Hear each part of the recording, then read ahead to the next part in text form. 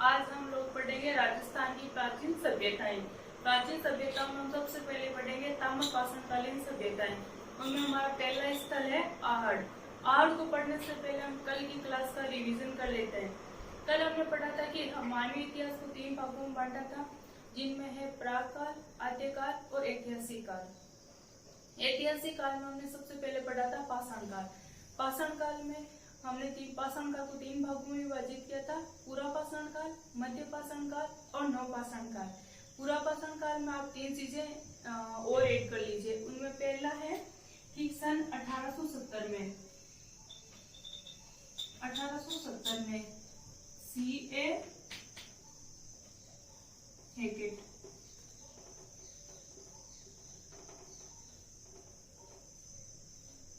हैकेट ने जयपुर और इंद्रगढ़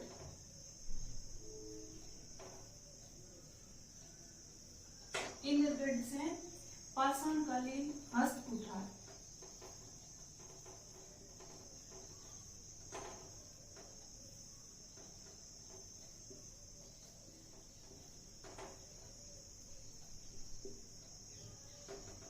तो सर्वप्रथम 1870 में C.A. हैकेट ने जयपुर और इंद्रगढ़ से पाषाणकालीन हस्तकुठारों को खोजा था।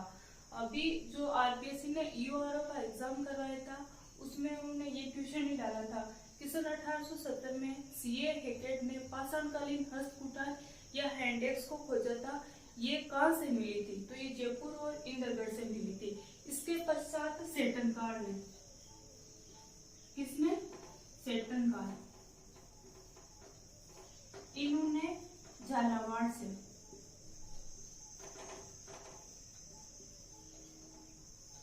पाषाणकालीन अनेक उपकरणों की खोज की थी। तो सर्वप्रथम सन 1870 में C.A. हैकेट ने जयपुर और इंद्रगढ़ से पाषाणकालीन हस्तकुठार की खोज की थी। उसके पश्चात सेटनकार ने झालावाड़ से पाषाणकालीन अनेक उपकरणों की खोज की थी। इसके पश्चात बी आलजीन, क्या नाम है? बी आलजीन, इन्होंने जालोर से, कहां से? जालोर से, इन्होंने जालोर से पाषाणकालीन अनेक उपकरणों की खोज की थी। तो पूरा पाषाण काल से हमें 3 चीजें मिलती है राजस्थान में। उनमें सर्वप्रथम हमें 1870 में C.A. हैकेट ने जयपुर और इंद्रगढ़ से पाषाणकालीन हस्तकुठार की खोज की थी। इसके पश्चात सेटनकार ने झालावाड़ से पाषाणकालीन अनेक उपकरणों की खोज की थी और इसके पश्चात बी आलजीन ने जालोर से अनेक उपकरणों की खोज की थी। इसके पश्चात हमने पढ़ा था मध्य पाषाण काल, जिसमें हमने देखा था कि मध्य पाषाण काल के जो उपकरण थे वो आकार में छोटे और वजन में हल्के थे, जिन्हें माइक्रोलिथ कहा गया था। इसके पश्चात हमने पढ़ा था नवपाषाण काल। नवपाषाण काल में हमें राजस्थान में काफी स्थल खोजे हैं, जिनमें पहला था तिलवाड़ा, जो कि हमारा बाड़मेर जिले में है, जो कि लूणी नदी के तट पे, और वीएन मिसर है वो उसके उत्खनन करता है। और यहाँ से हमें अग्निकुंड का साक्ष्य मिले हैं। इसके पश्चात हमने देखा था कि बागोर हमारा दूसरा पाषाणकालीन स्थल है, जो कि हमें भीलवाड़ा जिले में कोठारी नदी के किनारे मिला है। इसके उत्खननकर्ता कौन थे? वीएन मिसर थे। और यहाँ से हमें 2 साक्ष्य मिलते हैं, एक तो अग्निकुंड के, जो कि हमें तिलवाड़ा में भी मिला था, और दूसरा यहाँ पे पशुपालन के साक्ष्य मिलते हैं। अब हम हमारा आज का टॉपिक लेते हैं आहड़। अब हम आज का अपना टॉपिक लेते हैं आहड़। कौन सा है? आहड़। आहड़ है ये ताम्रपाषाणकालीन सभ्यता के स्थल है। किसका है? ताम्रपाषाणकालीन।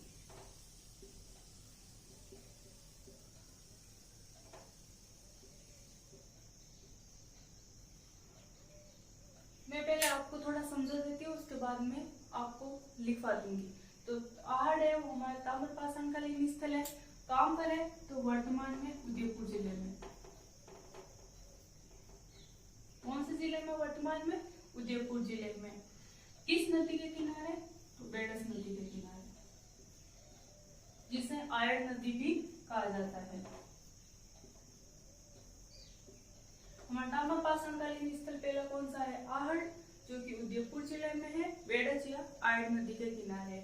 इसके उत्खनन करता है वो सबसे पहले 1953 में। कब? सन 1953 में। अक्षय कीर्ति मैं शॉर्ट में लिख दी हूँ, A.K. व्यास। इनका पूरा नाम है अक्षय कीर्ति व्यास। इन्होंने सर्वप्रथम आहड़ का उत्खनन किया था। इसके पश्चात 1956 में, सन 1956 में रतनचंद्र अग्रवाल ने, जिन्हें शॉर्ट में R.C. अग्रवाल भी कहा जाता है, और S.D. सांकलिया ने आहड़ का उत्खनन किया था। तो आहड़ के उत्खननकर्ता कौन कौन है? A.K. व्यास और रतनचंद्र अग्रवाल और S.D. सांकलिया।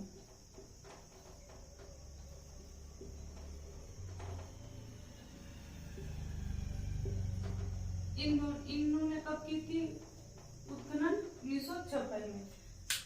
आहड़ है हमारा ताम्रपाषाणकालीन स्थल है। कहाँ पर है? तो उदयपुर जिले में है।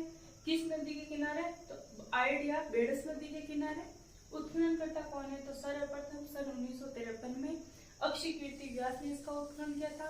इसके पश्चात रतनचंद्र अग्रवाल ने 1956 में उत्खनन किया था, और इसके बाद में S.D. सांकलिया ने इसका उत्खनन किया था। अब यह है कि जो आहड़ की बस्तियां हैं उसके उत्खनन में कितने स्तर मिले हैं? तो हमें 8 की बस्तियों के 8 स्तर मिले हैं। कितने स्तर मिले हैं?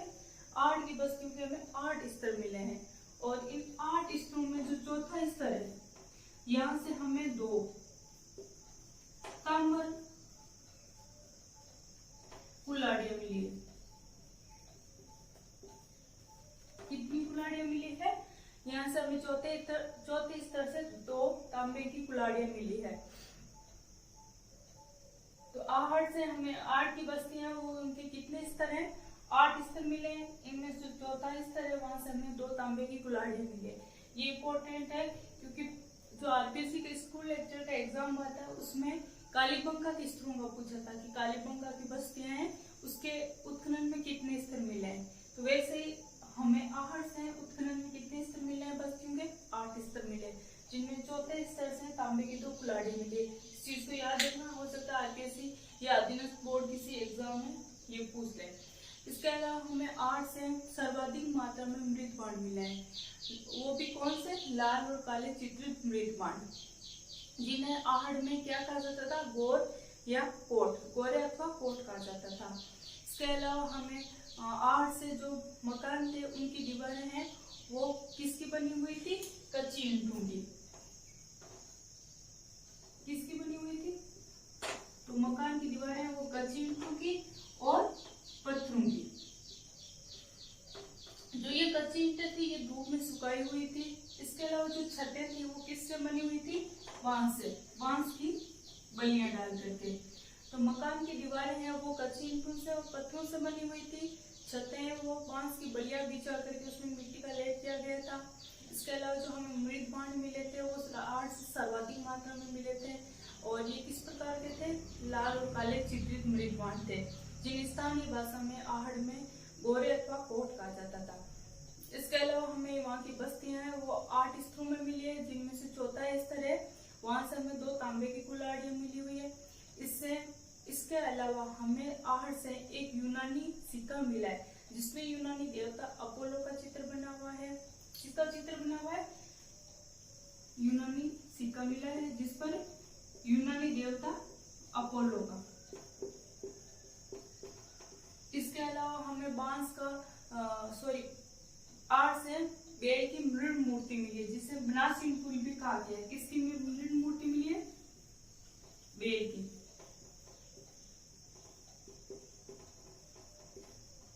जिसे बनासिन पुल भी कहा गया है। इसके अलावा हमें बिना हत्थे के जलपात्र मिले हैं। कौन से जलपात्र मिले हैं? बिना हत्थे के जलपात्र मिले हैं, जिससे हमें किसकी जानकारी मिलती है? ईरान से संपर्क होने की, कि प्राचीन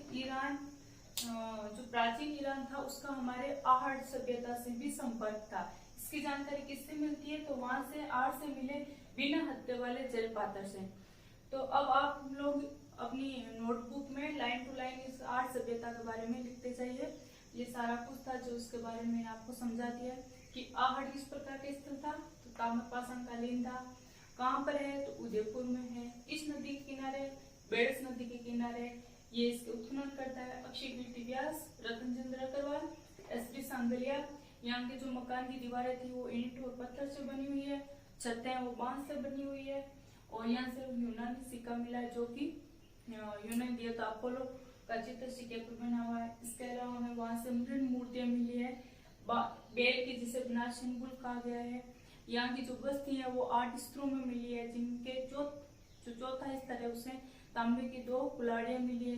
इसके अलावा हमें वहां से 3 आते वाले जलपात्र मिले, जिससे हमें ईरानी सभ्यता से संपर्क होने की जानकारी मिलती है। तो अब आप लोग अपनी नोटबुक में लिखते जाइए। पहले हेडिंग लगाए आहड़, इसके बाद में लिखिए कि ये वर्तमान में कहाँ पर है, तो उदयपुर जिले में है। अब आप लिखिए किस नदी किनारे, तो बेड़स नदी के किनारे। उत्खननकर्ता में पहला है अक्षय कीर्ति व्यास, आगे कोष्टक में लिख दीजिए सन 1953। इसके पश्चात रतन चंद्र अग्रवाल सन 1956 और एस.डी. सांगलिया। अब लिखिए कि आहड़ है, इसको प्राचीन काल में आघाटपुर कहा जाता था। इसका स्थानीय नाम है वो धूलकोट है। आहड़ को ताम्रवर्ती नगरी भी कहा जाता है, क्योंकि यहाँ से बड़ी मात्रा में तांबे के औजार और उपकरण मिले हैं, इसलिए इसे ताम्रवर्ती नगरी भी कहा गया है।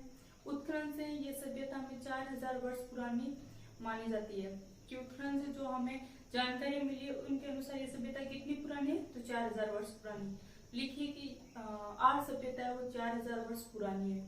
अब उत्खनन से हमें आहड़ सभ्यता की बस्तियां हैं उसके 8 स्तर मिले, और जो हमारा चौथा स्तर है उससे हमें 2 तांबे की कुल्हाड़ियां मिली हुई है। आहड़ सभ्यता के जो घर हैं वो कच्ची ईंटों अर्थात रूप में सुखाई ईंटों और पत्थरों के बने हुए हैं। छत है वो बांस की बल्लियां बिछाकर उसमें मिट्टी का लेप किया गया है। मकान से हमें एक से अधिक चूल्हे मिले, जो कि सामूहिक भोजन या संयुक्त परिवार प्रणाली की भी जानकारी मिलती है।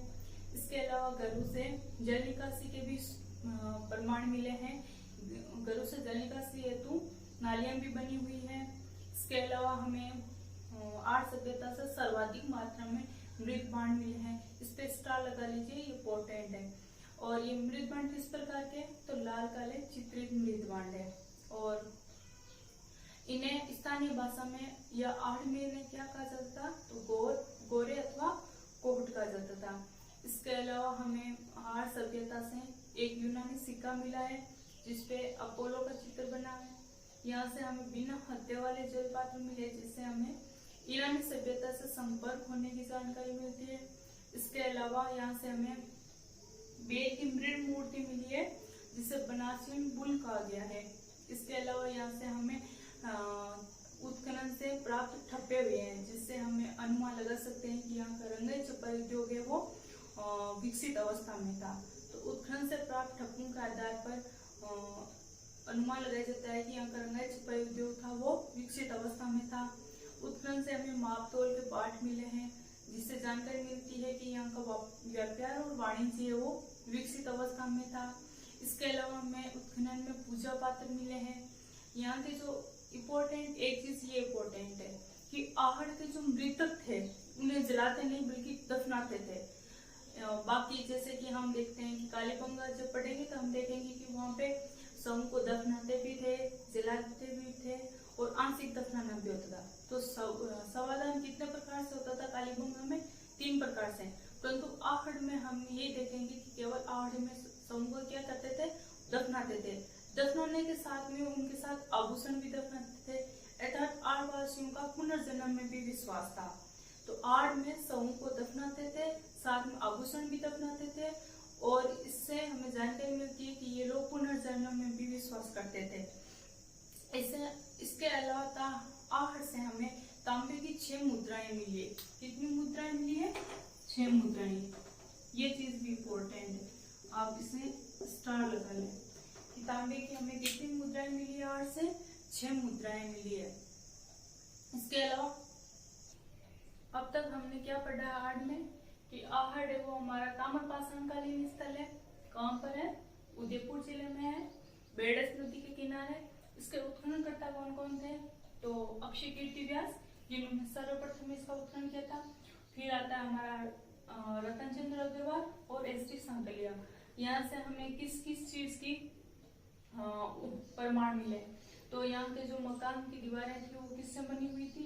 कच्ची ईंटों और पत्थर से बनी हुई थी। छत किससे बनी हुई थी? तो बांस की बल्लियां बिछा कर उस पे मिट्टी का लेप किया गया था। इसके अलावा हमें यहाँ से यूनानी सिक्का मिलते हैं जिसपे अपोलो का चित्र बना हुआ है। बिना हत्या वाले जलपात्र मिलते हैं जिससे हमारे ईरान से संपर्क होने की जानकारी मिलती है। इसके अलावा हमें वेद की मृण मूर्ति मिली है जिसे मनासिंगुल कहा गया है। एक घर से 6-7 चूल्हे मिले हैं जिससे हमें संयुक्त परिवार या सामूहिक भोजन की जानकारी मिलती है। इसके अलावा जो यहाँ की बस्तियां हैं वो 8 स्तरों में मिली है, जिनमें जो चौथा स्तर है वहां से 2 तांबे की कुल्हाड़ियां मिली है और यहाँ से 8 से हमें तांबे की 6 मुद्राएं मिली है। इस चीज को आप स्टार लगा ले, इस चीज का इम्पोर्टेंट है। तांबे की कितनी मुद्राएं मिली है? यहाँ से 6 मुद्राएं मिली है। इसके अलावा हमें 8 से सर्वाधिक मात्रा में मृत भांड मिले हैं और वो भी किस प्रकार के? लाल काले चित्रित मृत भांड। स्थानीय भाषा में क्या कहा जाता था? गोरे अथवा कोट। इसके अलावा ये हमारा टॉपिक आज का हमारा 8 सभ्यता वो कंप्लीट हो गई। अब हम नेक्स्ट टॉपिक पढ़ेंगे जो कि 8 सभ्यता के अन्य केंद्र है। आप हेडिंग लगाना 8 सभ्यता के अन्य केंद्र। उनमें पहला हम पढ़ेंगे गिलूंड।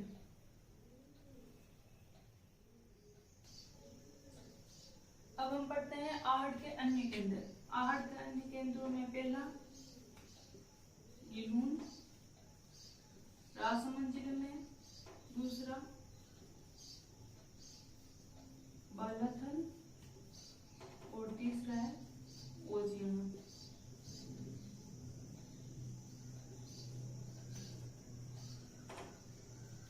अब इसमें से हम सबसे पहले पढ़ेंगे गिलूंड को। तो गिलूंड कहाँ पर है? वर्तमान में राजसमंद जिले में। गिलूंड कहाँ पर है वर्तमान में? तो ये हमारा राजसमंद जिले में है। कहाँ पर? राजसमंद जिले में, बनास नदी के तट पर। गिलूंड वर्तमान में किस जिले में? तो वर्तमान में राजसमंद जिले में है, बनास नदी के तट पर है। ये 2 टीलों के मध्य गिलूंड में मिला है। 2 पहाड़ी टीलों के बीच में गिलूंड मिला है। तो उन पहाड़ी टीलों का नाम क्या है? मोड़िया मगरी। मोड़िया मगरी नामक 2 टीले हैं, उनके मध्य हमें गिलूंड मिला है। तो आज हम आहड़ के अन्य केंद्र पढ़ेंगे। आहड़ के अन्य केंद्रों में पहला है गिलूंड। कहाँ पर है? राजसमंद में, बनास नदी के तट पर। और 2 टीलों के मध्य हमें ये गिलूंड मिला है। इन टीलों को राजसमंद में मोड़िया मगरी कहा जाता है। और गिलूंड के उत्खननकर्ता कौन है? तो सन 1957-58 में 1957-58 में बीबी लाल, इन्होंने सर्वप्रथम गिलूंड का उत्खनन किया था। तो गिलूंड का सर्वप्रथम उत्खननकर्ता कौन थे? बीबी लाल थे। इन्होंने सन 1957-58 में गिलूंड का उत्खनन किया था। इनके पश्चात V.S. सिंधे। तो सर्वप्रथम 1957-58 में गिलूंड का उत्खनन किया था बीबी लाल ने। उसके पश्चात किया था V.S. सिंधे ने। और इसके पश्चात पेंसिल्वेनिया यूनिवर्सिटी उसके इतिहासकार थे ग्रेगरी पोसल।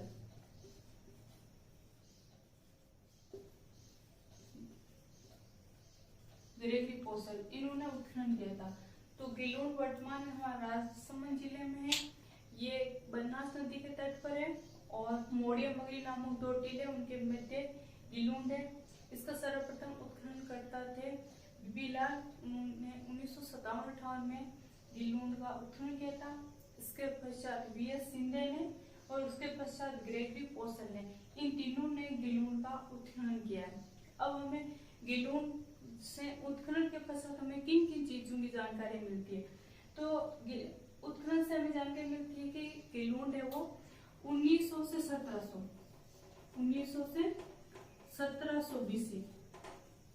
बीसी अर्थात ईसा पूर्व। तो उन गिलूंड है वो 1900 से 1700 बीसी पुरानी सभ्यता है। कितनी पुरानी सभ्यता है? 1900 से 1700 बीसी पुरानी। और यहाँ से हमें कौन कौन से अवशेष प्राप्त हुए हैं? तो यहाँ से मिट्टी के खिलौने, क्या चीज मिली है? मिट्टी के खिलौने, पत्थर की गोलियां,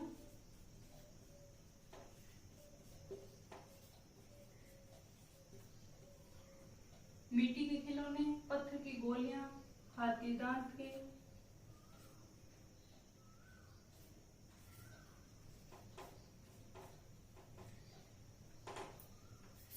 हाथी दांत की चूड़ियां, हड्डियों के अवशेष,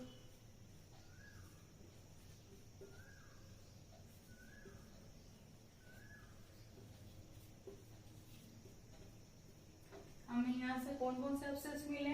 तो मिट्टी के खिलौने, पत्थर की गोलियां, हाथी दांत की चूड़ियां और हड्डियों के अवशेष, ये हमारे यहाँ से प्राप्त हुए मुख्यतः अवशेष है।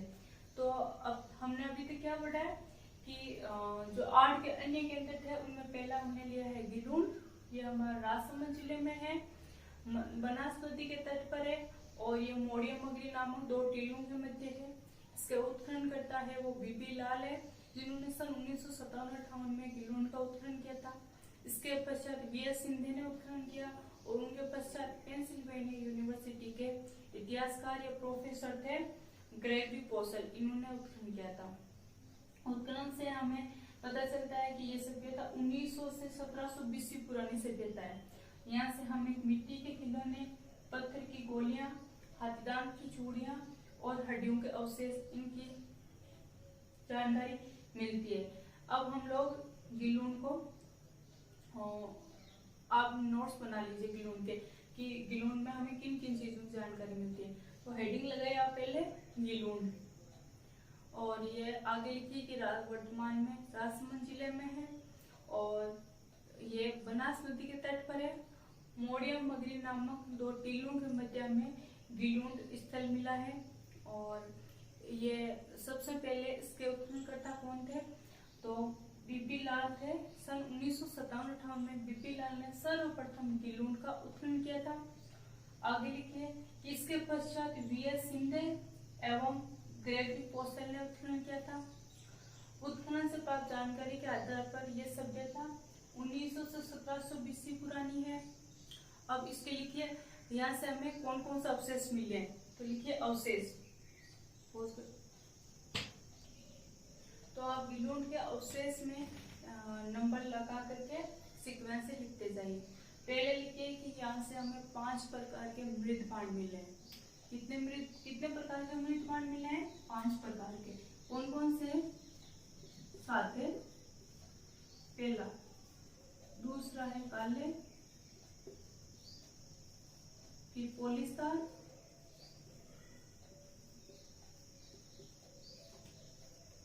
फिर भूरे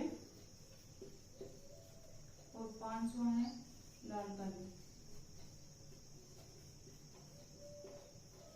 तो आप पहले अवशेष के पहले भाग में लिखिए कि यहाँ से हमें 5 प्रकार के मृत पांड मिले हैं। ये है सादे, काले, पॉलिस्टर, भूरे, लाल, काले चित्रित मृत पांड।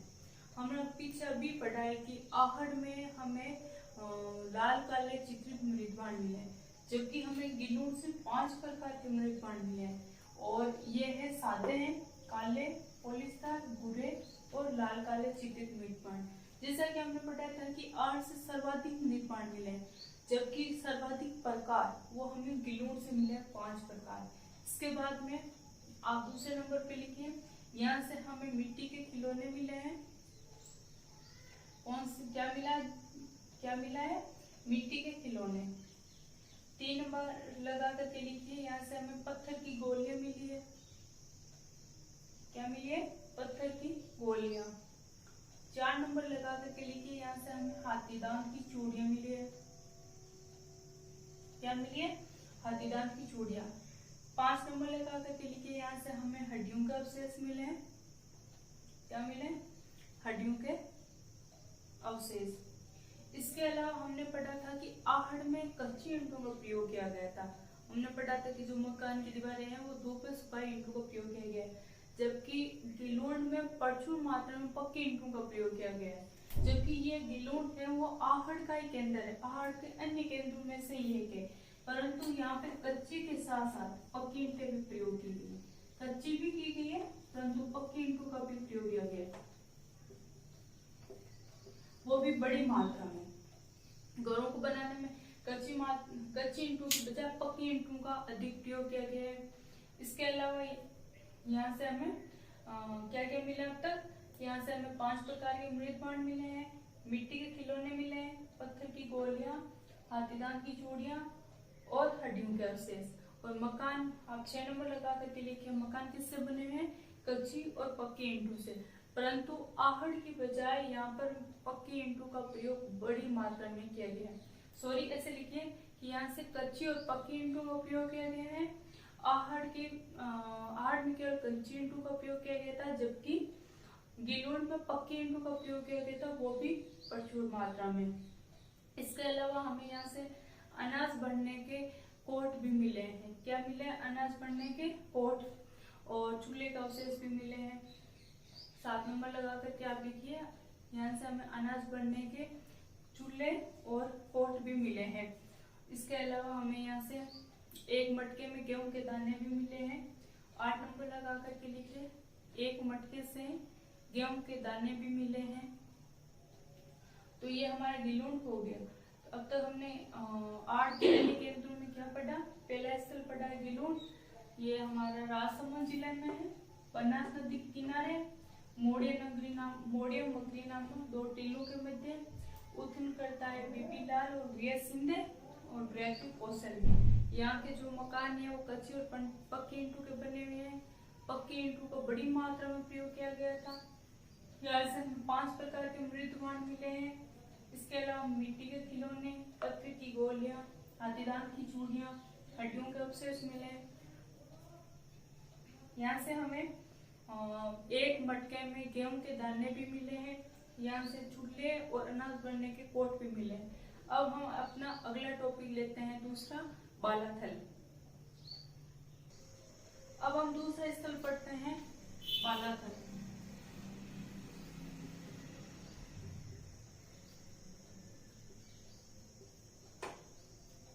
बालाथल है वो हमारा उदयपुर जिले में, कहाँ पर है? उदयपुर जिले में। 8 सभ्यता के दूसरा स्थल है बालाथल, उदयपुर जिले में। और इसके उत्खननकर्ता कौन थे? तो वीएन मिश्र थे। बालाथल वर्तमान में किस जिले में? तो उदयपुर जिले में है। उत्खननकर्ता कौन थे? तो वीएन मिश्र।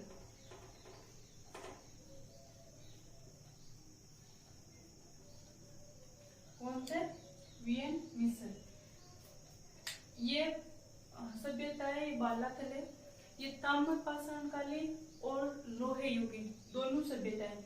यहाँ से जो उत्खनन किया तो हमें जानकारी मिलती है कि ताम्र पाषाणकालीन भी थी, इसके पश्चात यहाँ से लोहे युगीन सभ्यताएं भी विकसित हुई थी। तो इसका उत्खननकर्ता कौन थे? वीएन मिश्र। यहाँ से हमें किन चीजों के अवशेष मिलते हैं? तो यहाँ से हमें तांबे के सिक्के मिलते हैं,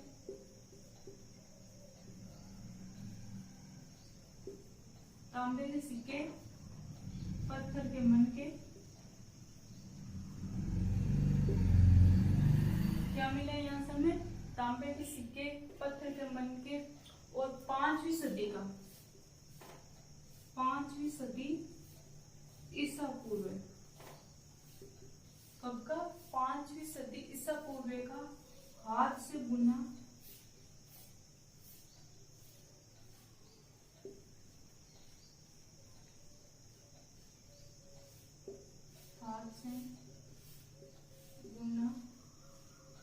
सूती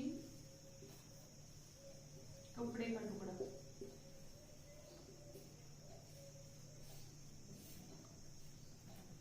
यहाँ से हमें तांबे के सिक्के मिले, पत्थर के मनके मिले और 5वीं सदी ईसा पूर्व पूर्वे का हाथ से बुना हुआ सूती कपड़े का टुकड़ा मिला है।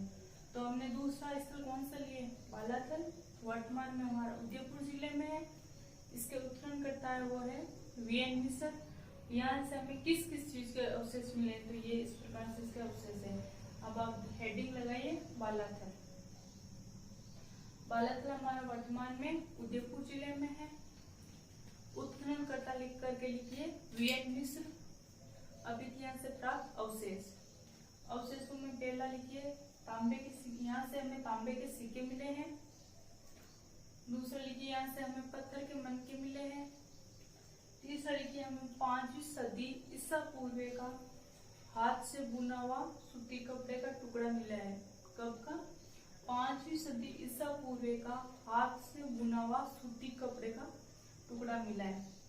इसके अलावा मैंने आपको बताया ये सभ्यता ताम्र युगीन होने के साथ साथ में यहाँ पे लोहे युगीन सभ्यता भी आबाद हुई थी। तो ये सभ्यता ताम्र युगीन और लोहे युगीन दोनों है। तो यहाँ पे लोहे युग से हमें क्या, लोहे युगीन सभ्यता में यहाँ से क्या मिलता है, तो लोहे युगीन सभ्यता में यहाँ से लोहे युगीन नलकूप प्राप्त होने का संकेत मिलता है। क्या मिलता है, यहाँ से लोहे युगीन नलकूप प्राप्त होने के संकेत मिलते हैं। इसके अलावा यहाँ से हमें तांबे के औजारों में हमें यहाँ से चाकू, उस्तरा और गंडासा तीन चीजें मुख्यतः मिलती है। तो हमें यहाँ से क्या मिलते हैं तांबे के औजारों में,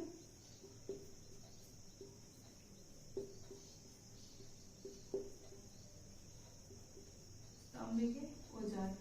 तो अब तक हमने लिखा है कि यहाँ से हमें तांबे के सिक्के मिलते हैं, पत्थर के मनके मिले, 5वीं सदी बीसी का हाथ से बुना हुआ सूती कपड़े का टुकड़ा मिला है।